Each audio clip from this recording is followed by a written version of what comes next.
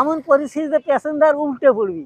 যেভাবে রাস্তাটা হয়ে আছে, যে কোনো টাইমে একটা দুর্ঘটনা ঘটতে পারে।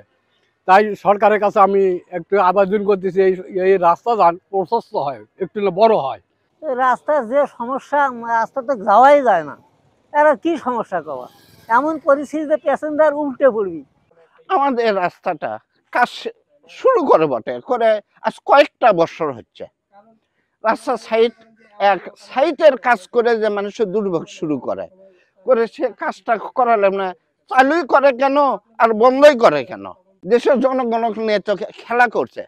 আমরা চাই অতি দ্রুত আমাদের রাস্তার কাজটা হয়ে যাক। পরীক্ষা দিতে বের হই তখন রাস্তায় কাদা, মানে আমাদের যেতে খুবই অসুবিধা হয়।